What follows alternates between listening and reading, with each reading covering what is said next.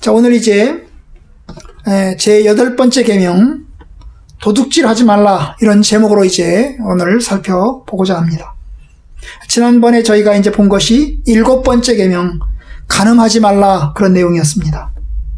간음하지 말라. 여기서 간음이라고 하는 것은 배우자가 아닌, 배우자를 둔 다른 사람과 육체적인 관계를 갖는 것을 간음이라고 하였습니다.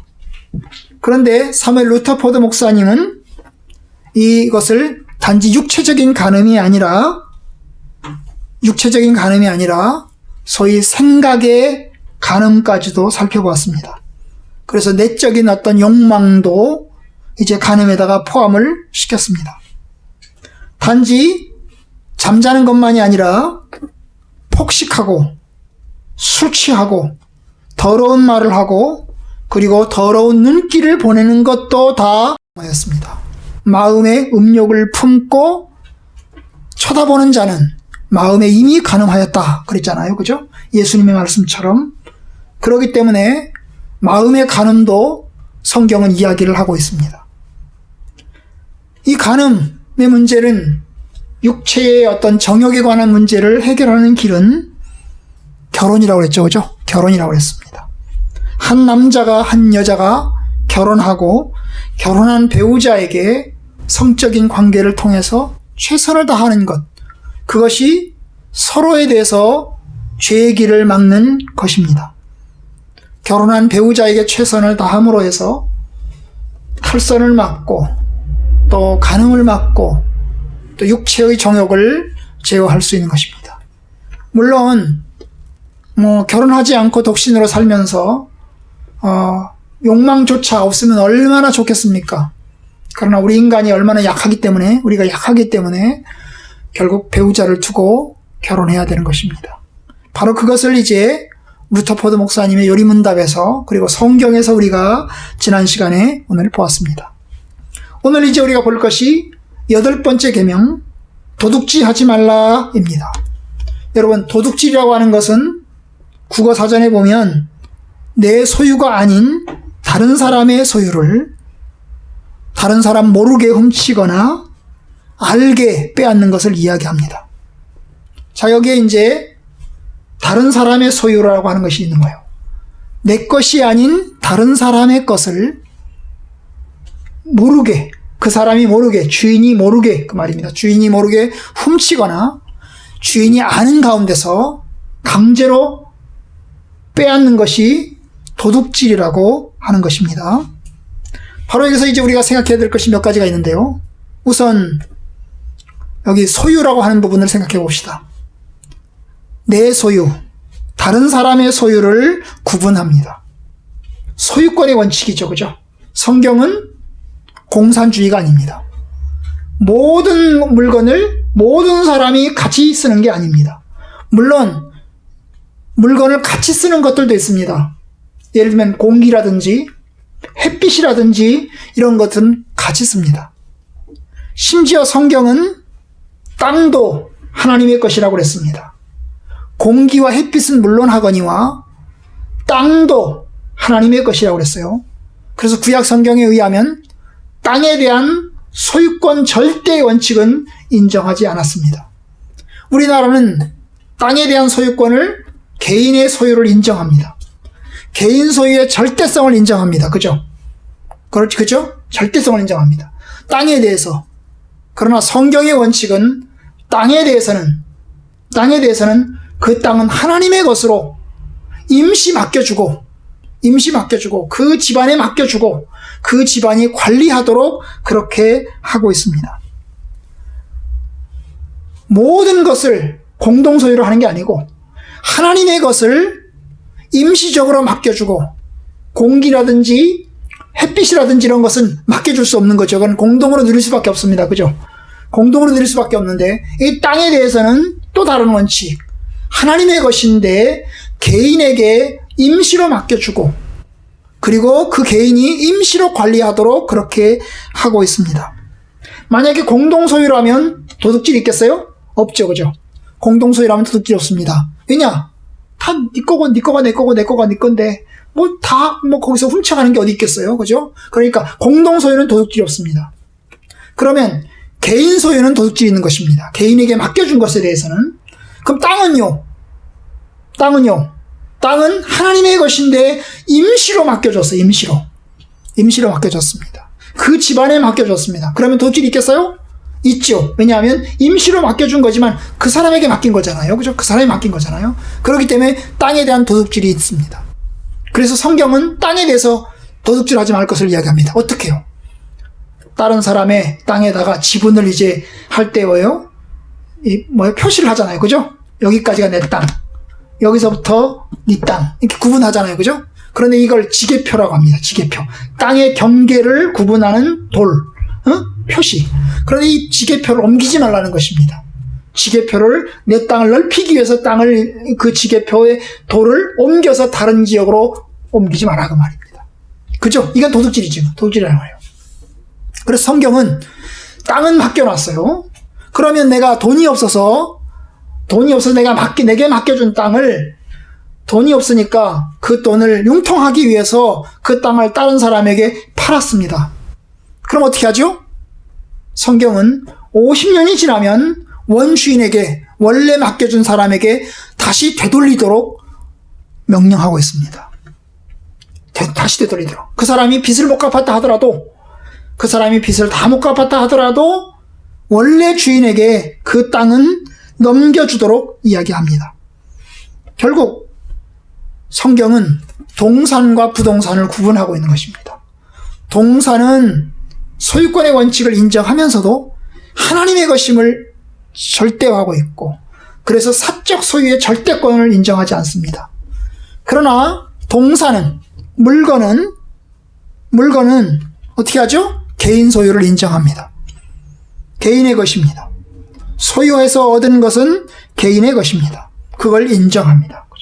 그래서 공산주의, 엄밀하게 공산주의라고 하는 것은 존재하지 않습니다.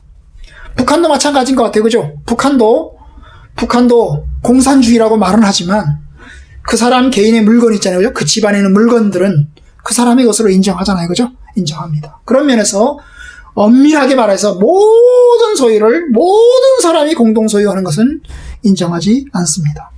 어쨌든 개인 소유가 있으면서 개인 소유를 인정하면서 도둑질이라고 하는 것이 생겨나는 것입니다. 내 것이 아닌 것을 다른 사람의 것을 내가 훔치거나 빼앗는 것이니까요. 두 번째, 여기서 이제 소유와 관련해서 말하고자 하는 건 뭡니까? 도둑질하지 말라 그랬으니까 다른 사람의 소유를 부정하게 얻지 말라는 것입니다. 부정하게, 정당하게 얻으라는 거죠. 정당하게 가지라는 것입니다. 나의 물건인 소유를 정당하게 가지라는 것입니다. 어떻게 해야 정당하게 갖는 것입니까? 돈 주고 사거나 아니면 내가 직접 만들거나, 그죠? 직접 만들거나 그렇게 해서 아니면 선물로 받거나 이렇게 해서 정당하게 소유하는 것입니다. 수고하여 정당하게 얻으라. 부정직하게 그리고 부정하게 얻지 말라. 다른 사람의 것을 훔치거나 빼앗지 말라. 이것이 이제 성경에서 말하는 것입니다. 이것이 바로 이제 루터포드의 목사님의 8번째 이제 가르침, 8번째 계명과 관련된 것입니다. 자, 이제 봅시다. 이제 536번부터 시작해서 542번까지 저희가 몇 개인데요. 좀 보겠습니다. 자, 문은 제가 읽고 여러분들은 답을 같이 읽도록 하겠습니다. 536문 제8계명은 무엇을 명하는가? 우리 각자는 분량대로 받았기에 하나님이 주신 것에 만족해야 하고 합법적인 직업 소명에 따라 생활을 위해 일해야 한다는 것이다. 자, 여기 보면 이제 8번째 계명은 도둑질하지 말라인데요. 단지 다른 사람의 것을 훔치지 말라 하는 소극적인 명령뿐만 아니라 적극적인 것까지 이야기를 합니다. 적극적인 것. 소극적인 면에서는 훔치지 않는 것이고 적극적인 면에서는 뭐예요? 내가 정당하게 얻기 위해서 일을 하라는 것입니다. 바로 그걸 여기죠? 정당하게 얻으라는 것입니다. 바로 그걸 이제 이야기하고 있습니다. 맞아요. 훔치지 말고 도둑질하지 말고 정당하게 얻으라. 그것이 이제 8번째 계명에서 이야기하는 것입니다. 그런데 그 가운데 또 한 가지를 더 붙이고 있어요. 그게 뭡니까?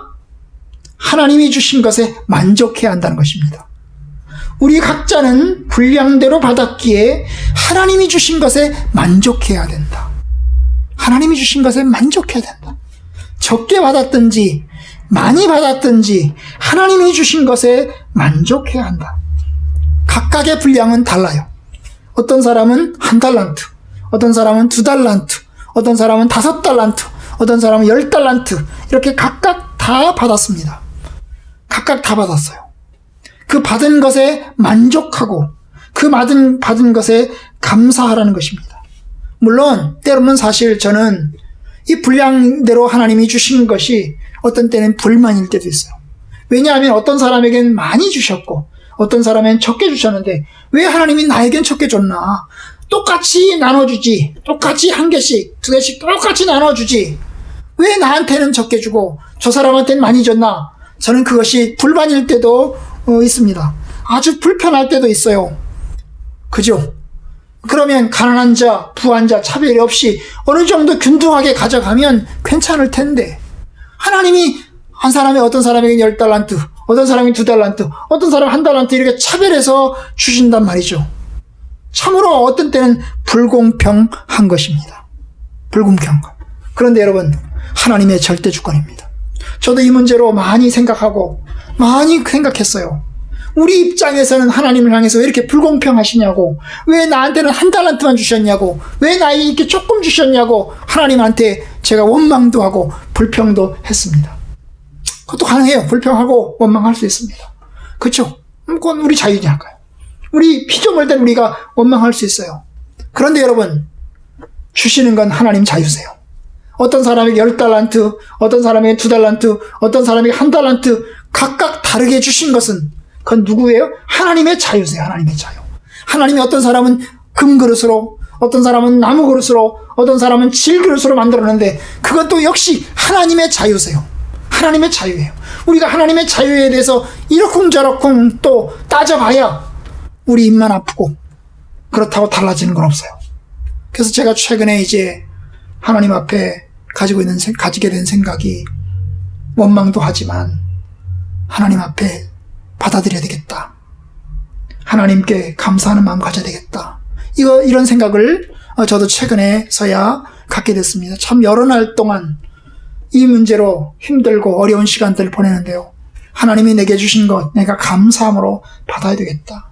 내 그릇이 이것밖에 안 되니까 하나님이 이렇게 주셨나 보다 해서 받아들여야 되겠다. 왜냐? 하나님의 자유니까. 내가 그렇게 원망하고 불평한다고 해서 달라질 게 없잖아요. 원망하고 불평해서 사람들이 술 먹고 그리고 그것 때문에 사람들에 대해서 원망하고 욕하고 그래 봤자 달라지는 게 없어요. 그래봤자 달라지는 게 없어요. 그죠? 그래봤자 달라지는 게 없어요. 그래서 하나님의 절대 주권에 대해서 하나님이 나를 질그릇으로 만들었으면 질그릇으로 만든 것을 받아들여야 되는 거기서부터 출발하는 거죠. 참으로 불공평하지만 참으로 하나님이 만드신 것이 이렇게 여러모로 불평등하게 여겨지지만 그렇지만 하나님이 하신 일 우리가 피조물 된 우리들 하나님 앞에 받아들여야 되겠다.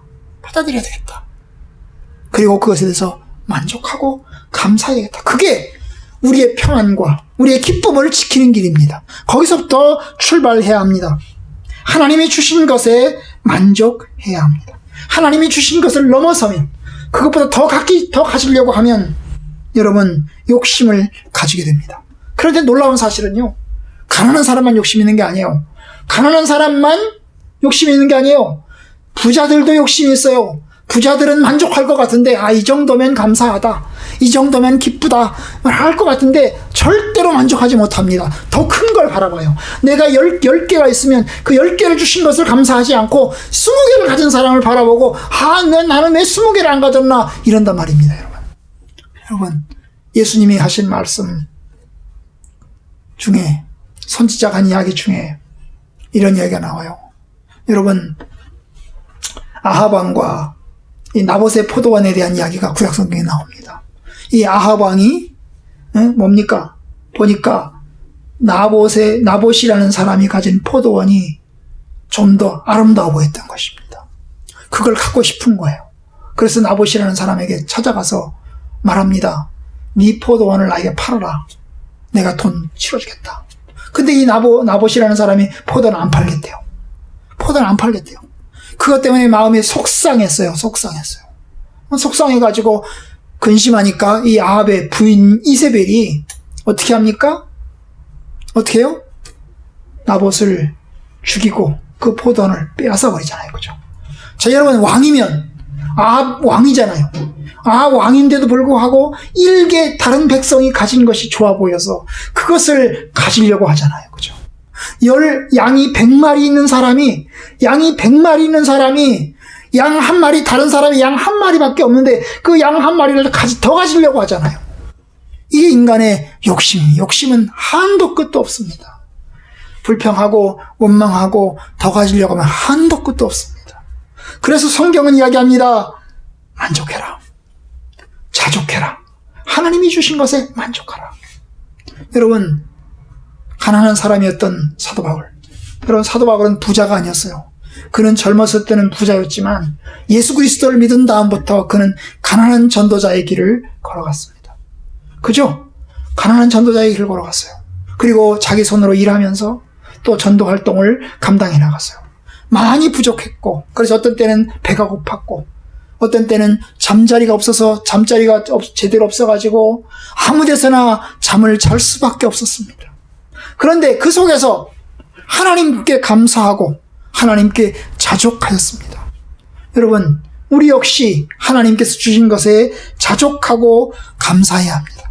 왜냐? 자족하고 감사하지 않으면 이것이 불평이 되고 원망이 되고 스트레스가 되고 결국 죄가 될 수 있는 것입니다. 물론 하나님이 허락하셔서, 저와 여러분들이 허락하셔서 지금보다 조금 더 큰 은혜를 주시면 감사하겠고, 조금 더 좋은 것을 주시면 감사하겠습니다. 그죠? 하나님, 이거 가지고는 안 되겠습니다. 하나님, 조금 더 허락해 주십시오. 조금 더 주셔야 되겠습니다. 이렇게 하는 것이 좋아요. 그렇게 기도해야죠. 그런 면에서 그렇게 기도는 해야 되겠지만, 그러나 욕심 부려서 그것 때문에 죄로 나아가고 원망하고 불평하는 일은 없어야겠습니다. 바로 그것이에요. 하나님이 주신 것에 만족해야 된다. 감사해야 된다. 두 번째 뭐예요? 합법적인 직업 소명에 따라서 생활을 위해서 일해야 된다는 것입니다. 일해야 된다요. 합법적인 직업 소명에 따라서 내가 일을 해야 된다는 거예요. 여러분, 이 직업이라고 하는 것은 여러 가지 의미를 갖습니다. 이 직업을 통해서 내가 기쁨을 얻고 즐거움도 얻습니다. 나의 삶의 목적도 많이 얻습니다.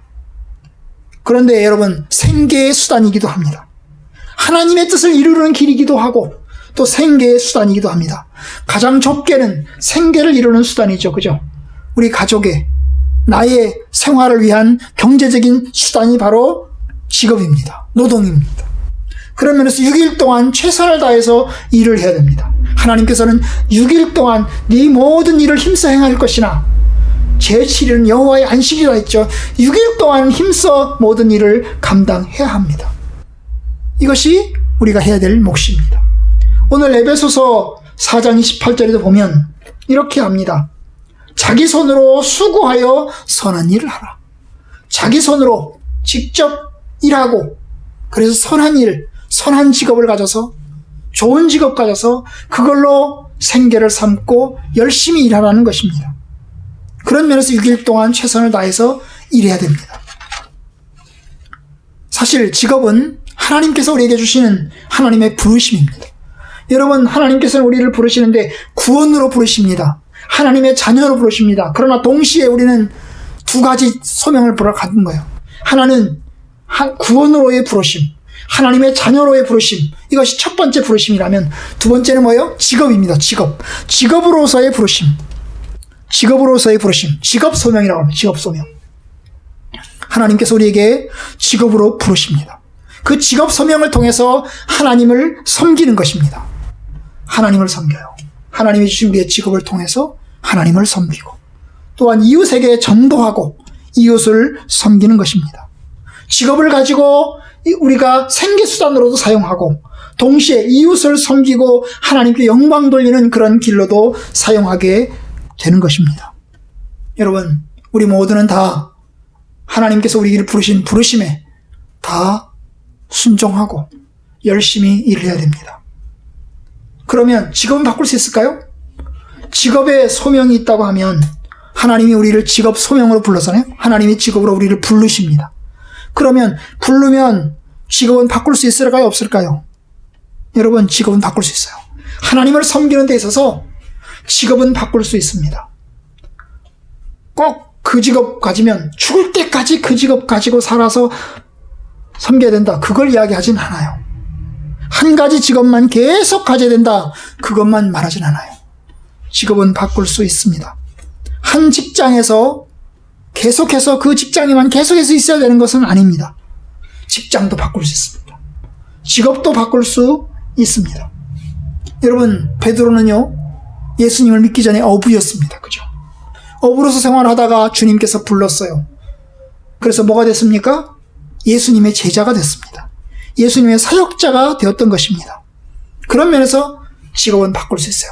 내가 하나님을 섬기는 데 있어서 어부를 통해서 생계를 유지하고 또 하나님의 뜻을 섬기기도 하지만 동시에 전도자의 길로 들어서서 전도자의 길에 서서 직업을 가지고 생계를 유지하고 또 하나님 앞에 섬길 수도 있는 것입니다. 고린도전서에 의하면 고린도전서 7장에 보면 이런 이야기를 사도 바울이 합니다. 너희가 종으로 있을 때 부르심을 받았느냐? 종으로, 노예로서 있을 때 부르심을 받았느냐? 너희가 자유할 수 있으면 자유해라. 그것을 이용해라. 이것이 고린도전서 7장 21절에서 사도 바울이 한 이야기입니다. 여러분, 종은 죽을 때까지 종입니다. 노예입니다. 머슴입니다. 그런데 그 머슴의 길로 살다가 이제 자유인의 길로 들어설 수 있습니다. 어떻게 하면요? 주인이 풀어주는 것입니다. 이제 네가 자유다. 네가 자유니까 너는 이제 네가 자유롭게 살아라. 나의 머슴으로, 나의 종으로 살지 말고 자유롭게 살아라. 여러분, 그러면 그는 자유인으로 살 수 있는 것입니다. 종으로서 살다가 자유인으로서 살 수도 있는데, 여러분, 직장 바꾸는 것 가능한 것입니다. 하나님을 섬기는데 어떤 직업을 가져도, 어떤 직장을 가져도 괜찮은 것입니다. 다만 그 직업이 죄를 짓는 직업이면 안 되는 것이고, 그 직업이 다른 사람을 착취하고 다른 사람을 괴롭히고 다른 사람을 학대하는 일이어서는 안 되는 것입니다. 하나님이 우리에게 부르신 일은 고귀한 것이니까 여러분들이 최선을 다해서 직업을 가지고 주님을 섬기기를 바랍니다. 바로 이것이 기본적인 백그라운드입니다. 합법적인 직업 소명에 따라서 생활을 위해서 일을 해야 된다. 이것이 이제 우리에게 주신 8번째 계명의 의미가 되겠습니다. 자, 537번 질문. 제가 문 읽고 답은 여러분 읽으십시오. 합법적으로 물건을 가질 수 있는 길은 무엇인가? 우리 직업으로 만들거나 수입으로 구입하는 것이다. 네. 자, 합법적으로 물건을, 사람의 소유를 가지는 방법. 여기서 두 가지를 얘기했는데요. 하나는 내가 직접 만들거나, 직접 만드는 거죠. 그죠? 직접 내가 만들거나, 아니면 돈으로 사거나, 그죠? 돈으로 사거나. 그게 있는 거예요. 한 가지 더 있겠죠? 선물로 받거나, 그죠? 네, 선물로 받거나. 루터포드 목사님의 요리문답에는 선물로 받는 얘기는 없는데요. 어쨌든 다른 사람에게 선물로 받거나, 혹은 내가 돈 주고 사거나, 아니면 내가 만들거나, 이런 경우에는 가능한 것입니다. 다른 사람이 버린 것을 가져다가 고쳐서 쓰는 것도 가능한 것입니다. 그죠? 이것이 합법적으로 나의 소유로 만들 수 있는 것입니다. 우리의 기술로 만들거나, 돈 주고 사거나, 선물로 받거나, 이런 것이 이제 합법적으로 가질 수 있는 길이 되겠습니다. 538번, 부정한 방법으로 습득하는 것에 특별히 잘못된 것은 무엇인가? 도둑질, 강도와 억압, 착취, 고리대금, 매매시에 거짓된 저울로 속이는 것, 속이는 삭, 소유가 아닌 것을 부정하게 습득하는 것 등이다. 네. 루터포드 목사님은 이제 부정한 방법으로 습득하는 것들 중에서 특별한 몇 가지 예시를 지금 이야기를 합니다. 아까 말했던 것처럼 도둑질은 뭐예요? 다른 사람의 것을 모르게 훔치는 것이죠. 다른 사람의 것을 모르게 훔치는 것이거나 혹은 알게 빼앗는 것입니다. 그것이 강도죠, 강도. 이 강도는 다른 사람의 것을 알게 쳐들어가서 강제로 수탈해 가지고 오는 것입니다. 억압, 착취. 이건 힘으로 누르는 거죠, 그죠? 힘으로 눌러서, 권력으로 눌러서 그 사람의 것을 내 것으로 만드는 것입니다. 고리대금. 고리대금은 여러분 아시는 것처럼 큰 이자를 가져서 얻는 거죠. 요즘 말로 사채라고 그러죠, 사채. 그죠? 사채. 어떤 사람은 100원을 빌렸는데 이자가 100원이래요. 그러면 이거 완전히 날강도죠. 그죠? 요즘으로는 날강도입니다. 우리나라에서 이제 사채의 한계를 어느 정도 둡니까? 합법적인 사채? 몇 프로? 25%? 30%? 40%? 그 정도가 아닙니다. 그 정도가. 그것도 점점 낮아지고 있습니다. 합법적인 사채의 비율도 낮아지고 있어요. 지금은 30%가 채 안 될 겁니다, 아마. 그런데 여러분, 고리대금 조금 빌려주고 강제적으로 엄청나게 많은 것을 갚게 한다면 이건 착취입니다. 다른 사람의 것을 빼앗는 것입니다. 매매 시에 거짓된 저울로 속이는 것. 여러분, 저울이라고 하는 것은 물건의 분량을 재는 거잖아요. 분량을 재서 파는 거. 100g, 200g, 500g, 100kg, 200kg 이렇게 파는 건데요. 여러분, 이것을 이중저울을 써가지고 사람의 파는 것입니다. 그럴 수가 있어요. 그죠? 그럴 수도 있습니다. 그럴 수도 있어요. 여러분, 이런 부정한 방법으로 습득하는 것입니다. 속이는 삭이 뭐예요? 일을 시켜놓고 돈 안 주는 거죠. 그죠? 노동을 시켜놓고 돈 안 주는 것입니다. 조금 빼먹는 것입니다. 100원어치 일을 했는데 95만 주는 것입니다. 85만 주는 것입니다. 여러분, 그것도 말하자면 위법입니다. 그죠? 삭을 속이는 것 해서는 안 되는 것입니다. 심지어 성경은 늦게 주는 것도 문제라고 했어요. 늦게 주는 것도. 100원을 주기로 했는데 일이 끝났으면 바로 지급을 해야지. 이것을 한 달, 두 달, 1년 있다가 주겠다? 그러다가 띄어먹는 거죠. 띄어주는 겁니다. 저는 성향이, 제 성향이, 조금, 이제, 이게, 물건을 사거나 그러면 바로 지급을 해야지, 못 견뎌요. 마음이 못 견뎌요. 못 견딥니다. 그게 좋은 건지 잘 모르겠습니다만은, 그럼 하나님 보시기에 합당한 거죠, 그죠? 합당한 것입니다. 여러분, 속이는 삭, 내 소유가 아닌 것을 부정하게 습득하는 것, 이 모든 것들이 뭐예요? 하나님 앞에서 죄악이고 잘못된 것입니다. 이런 일들을 통해서 참으로 사회가 악해지고 또 참으로 사람들끼리 믿을 수 없는 그런 사회가 되는 것입니다.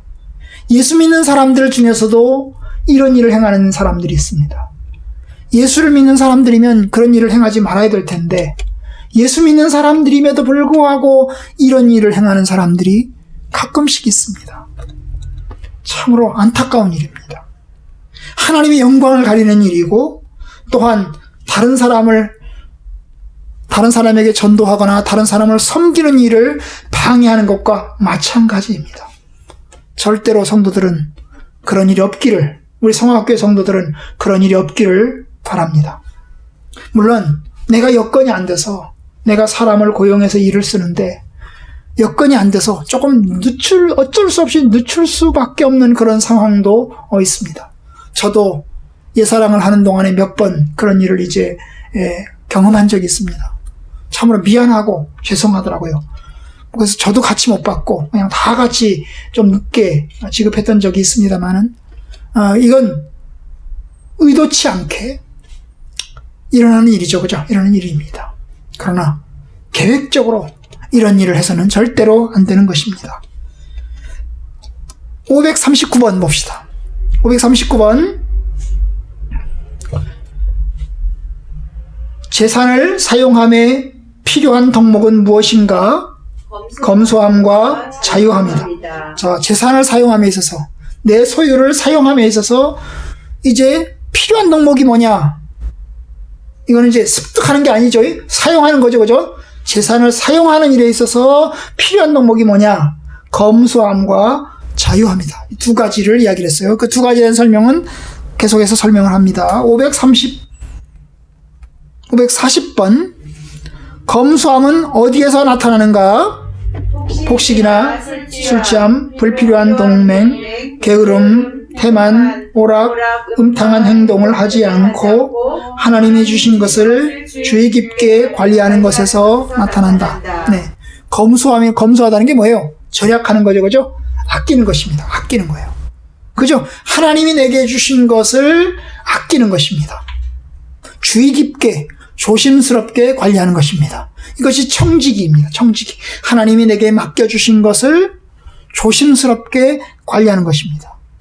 여기에서 이제 하나님이 주신 것을 함부로 사용하는 것, 폭식이나 술 취함, 그 다음에 불필요하게 약속을 맺어가지고 하거나, 이런 것들, 불필요한 동맹을 하거나, 그 다음에 게으름, 태만, 오락, 음탕한 행동, 이런 거 하지 않고, 어떻게 합니까? 하나님이 내게 주신 것을 주의 깊게 사용하는 것, 조심스럽게 아끼고 절약하는 것이 검소함입니다. 물론 짠돌이가 되라는 말은 아닙니다. 다른 사람의 아픔과 고통을 헤아릴 줄 모르는 이기주의적인 자가 되라, 그 말은 아닙니다. 그 내용은 바로 그 다음 질문 541번에서 그 이야기를 합니다. 541번. 자유함은 어디서 나타나는가? 정직하게 먹이고 입히는 것에서, 가난한 사람들의 필요를 도와주는 것에서, 나그네를 대접하고 머물게 하는 것에서 나타난다. 자, 여러분, 루터포드 목사님은 우리에게 두 가지, 재산을 사용함에 있어서 한 가지 검소함, 두 번째는 뭐예요? 두 번째는 자유함을 가진다고 그랬어요. 자유함. 자유함이라는 게 뭡니까? 내가 가진 것으로 자유롭게 베푸는 것입니다. 자유함. 내가 가진 것으로 자유롭게 베푸는 것입니다. 검소함만 가져가지고는 안 된다는 거예요. 내가 검소함, 절약함만 가지고 안 된다는 거예요. 그것만 가지고 있으면 어떻게 합니까? 다른 사람에게 베풀 수 없고, 다른 사람에게 나눠줄 수 없고, 결국 나만 알고 내 것만 가지기 때문에, 그러면 그것은 하나님 보시기에 합당한 것이 아닙니다. 여러분, 이기적인 삶을, 다른 사람을 고려하지 않는, 자기만 생각하는 그런 이기적인 사람은 참된 검소함이 아닙니다. 베풀어야 하는 곳에서는 베풀어야 하고, 나누어야 하는 것에서는 나누는 것이 바람직한 것입니다. 어쩌면 자기에 대해서는 검소하고 타인에 대해서는 자유롭게 섬기는 것이 합당하지 않겠나 싶습니다. 오늘 말씀 보십시오. 에베소서 4장 28절 보시면 이런 이야기를 합니다. 도둑질하는 자는 다시 도둑질하지 말고 돌이켜 가난한 자에게 구제할 수 있도록 자기 손으로 수고하여 선한 일을 하라. 여기서 보면 뭐라고 그랬어요? 내가 먹을 걸 위해서만, 내가 먹을 것을 위해서만이 아니고 어떻게 해요? 가난한 사람에게 나눠줄 수 있도록, 다른 사람에게 나눠줄 수 있도록 내가 수고해서 열심히 일을 해야 된다는 것입니다. 그래요. 그것이 자유함인 것입니다. 성경은 여기저기에서 성도들의 쓸 것을 공급하고, 그리고 손 대접하기를 힘쓰라고 이야기를 합니다. 흩어 구제하여도 더욱 부하게 되는 일이 있나니 과도히 아껴도 가난하게 되는 길이 있습니다. 그러니까 여러분, 검소함은 과도히 내가 아껴서 아끼는 것만 가지고 되는 게 아닙니다. 한편으로는 아껴야 되겠지만 또 다른 한편에서는 어떻게 베푸는 것도 겸해야 하는 것입니다. 어쩌면 그것이 바람직하고 합당한 겁니다. 이 두 가지, 검소함과 자유함, 이 두 가지를 가져야 됩니다. 그렇다고 해서 검소하지 않고 자유로움만 가져가지고 다, 여러분, 그것도 자기 가족들에게는 또 고통과 아픔을 가져다 줄 수 있겠죠. 그죠? 응? 자기 혼자 있으면 나눠줘도, 자유롭게 나눠줘도 상관없지만, 그죠? 가족들이 만약에 있는데 가족들은 생각하지 않고 다른 사람을 위해서 베풀기만 한다면 그것도 합당하지 못합니다. 어떤 사람은 자기 자녀들의, 자기 가족들의 생일은 기억하지 못하는데 다른 사람의 생일은 잘 기억해가지고 열심히 쓰는 사람도 있습니다. 여러분, 그러면 가족들에게 상처를 줍니다. 그죠? 가족들에게 상처를 줘요. 그러니까, 그런 면에서 어느 정도 균형이 필요합니다. 검소함과 자유로움, 이 둘 사이에 균형이 필요합니다. 다른 사람의 필요를 도와주는 것에서, 나그네를 대접하고 머물게 하는 것에서, 그리고 정직하게 먹이고 입히는 것을 통해서 이 자유함이 나타나는 것입니다. 자, 542번, 이제 마지막 질문 보겠습니다. 540번. 이 미덕에 반하는 특별한 악은 무엇인가? 악한 생각, 탐욕과 허욕이니 모든 악의 뿌리이다. 예. 아마도 이 미덕, 여기서 말하는 이 미덕이라는 것이 앞에 나오는 것에 대한 미덕일 것입니다. 그죠? 검소함과 자유로움, 그죠? 이 검소함과 자유로움이 재산을 사용하는 데 있어서 가져야 될 어떤 가치이고 미덕인데, 이 미덕과 반대되는, 이 미덕에 대항하는 것이 뭐예요? 바로 악한 생각, 탐심과 허욕입니다. 여러분, 그렇습니다. 다른 사람에게 베풀고 다른 사람을 섬겨야 되는데 그 사람을 섬길 줄 모르고 또 내가 내 것만 챙기는 이기적인 삶을 산다면 그것은 욕심입니다. 탐심인 것입니다. 내 것이 아닌 다른 사람의 것을 빼앗기 위해서 강도짓을 하고 억압하고 착취하고 줄 거 안 주고 이렇게 하는 것도 역시 탐심과 관련된 것입니다. 모든 악의 뿌리입니다. 탐심은 모든 악의 뿌리가 되는 것입니다. 여러분, 도둑질 하지 말라고 그랬지만 이 도둑질 하지 말라는 8번째 계명은 10번째 계명과 연결되는 것을 기억하십시오. 왜요? 탐내지 말라고 그러잖아요. 10번째 탐내지 말라. 이 탐내는 것에서 도둑질을 하는 것입니다. 사람만 물건만 도둑질하겠어요? 사람도 도둑질하잖아요. 그죠? 여러분, 간음도 도둑질이에요. 다른 사람의 아내와 다른 사람의 남편을 빼앗는 거잖아요. 이것도 역시 도둑질입니다. 탐심이 탐욕입니다. 그런데 여러분, 성경에서는 이 탐욕이 우상숭배라고 그랬어요. 탐심은 우상숭배다 그랬어요. 여러분, 우상숭배라는 것은, 우상이라는 것은 보이는 것만을 이야기하는 게 아니에요. 여러분 생각해요. 우상숭배가 명절 때 절하고 이것만 생각하지만, 여러분, 귀신에게 절하는 것은 하나님 것이 합당한 게 아니에요. 명절 때 여러분 우상 앞에 절하고 부적 갖다 놓고 거기다가 절하고 이런 것은 하나님을 섬기지 않고 귀신을 섬기는 것이기 때문에 합당하지 않아요. 그러나 동시에 여러분, 보이지 않는 우상이 있는 거예요. 보이지 않는 우상이 뭐예요? 욕심이죠. 그죠? 욕심이에요. 욕심. 그 욕심을 갖기 위해서 기도하고, 그 욕심을 갖기 위해서 부적을 붙이고, 그 욕심을 갖기 위해서 뭔가 행동을 하는 것이 다 뭐예요? 우상숭배예요.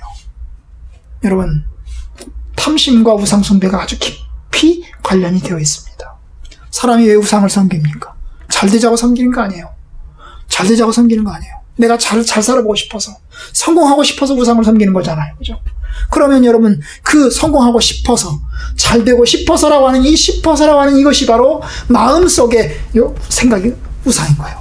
마음속의 우상인 것입니다. 여러분, 그런 면에서 탐심은 우상 숭배입니다. 그러니까 이것이 모든 악의 뿌리가 되는 것입니다.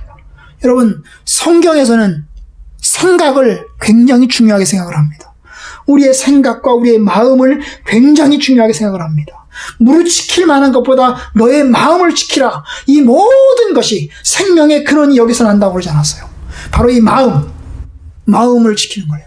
이 마음을 탐심으로부터 벗어나야 될 텐데 이게 우리 인간인 이상 안 되는 거예요. 그래서 하나님 앞에 회개하고 하나님 앞에 우리 자신을 돌아보고 늘 주님 안에서 깨어서 경성하면서 주 앞에 서야 하는 것입니다. 여러분, 이제 열심히 일하고 그리고 하나님 안에서 하나님이 주신 것에 만족하고 모자라면 하나님께 기도하고 그런 가운데서 주님 합법적으로 정당하게 얻어갈 수 있는 그런 은혜가 있기를 원하고 하나님께서 여러분들에게 필요한 것 있으면 채워주실 수 있는 은혜가 있기를 주님의 이름으로 축원합니다. 하나님 앞에서 우리 주신 것에 감사하고 원망하고 불평하지 말고 낙심하지 말고 욕하지 말고 하나님 앞에서 삽시다. 주님 주신 것 감사합시다. 아멘. 아멘. 기도하겠습니다.